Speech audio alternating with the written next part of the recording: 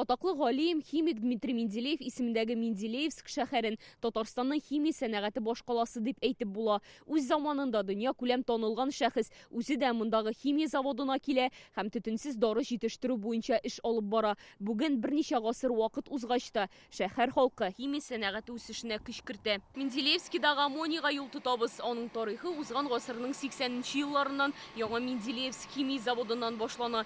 Исеме берничә тапкыр үзгәрә. Хәзерге аммоний нәкъ әлеге предприятиенең куәте һәм традицияләре нигезендә барлыкка килә. 2016 елда аны Владимир Путин шәхсән эшләтеп җибәргән иде.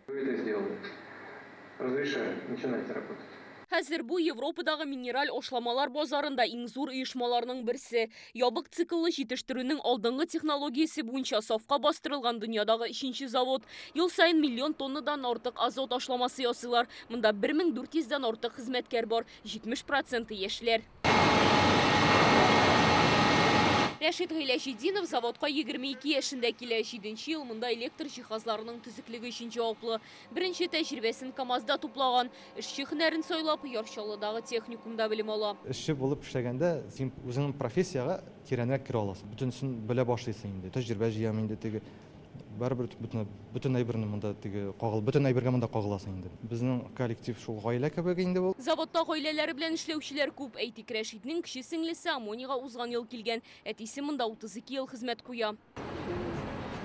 Эшче һөнәрләр дә заманча төсмер ала, алдынгы технологияләрдән файдаланалар. Салават Нургалиев насос җайланмалары машинисты. Заводта барысы да автоматлаштырылган, эшләүе күпкә җиңелрәк ди. Яңа завод, бар нәрсәдә яңа, бөтенләй бер компьютердан управляться ителә, җайлы барсы да. И бөтен дөньяны без ашламалар белән тәэмин итәбез. Миңа техника ничектер балачактан ошый иде, ул минем жаратып эшләгәне шул минем. Экскаватор машинисты һөнәренә балачактан ук гашыйк. Аны әтисе үрнәгендә сайлаган. Таныш булыгыз Салават Нургалиевның энесе Илбарис. Әзер ашламаларны төяргә тора. Инде 2нче ел яңа техникада эшли. Бу бик шундый яхшы техника, үзе электрә, үзе ышкындыра. Вот искесендә эшләгәндә бер нәрсә күренми иде төягәндә. Моның кабинасы җирдән 5 метрга хәтле күтәрелә. Вот аның кабинасы үзе. И бар нәрсә күренә, и безопасно инде. Югары хезмәт хакыннан кала, хезмәткәрләр өчен уңайлы эш графигы, туклану, ял итү, спорт белән шөгыльләнү кебек шартларда мөһим.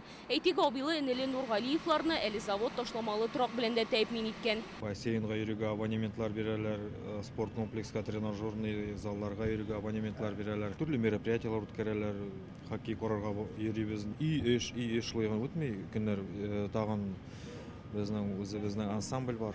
Узган ел аммоний заводында дизель ягулыгын кулланучы транспорттан чыккан төтенне чистарту өчен реагент җитештерү цехы ачылган. Моннан тыш сыек углекислота ясалачак мәйданчык әзерлиләр. Димәк, яңа эш урыннары да барлыкка килә.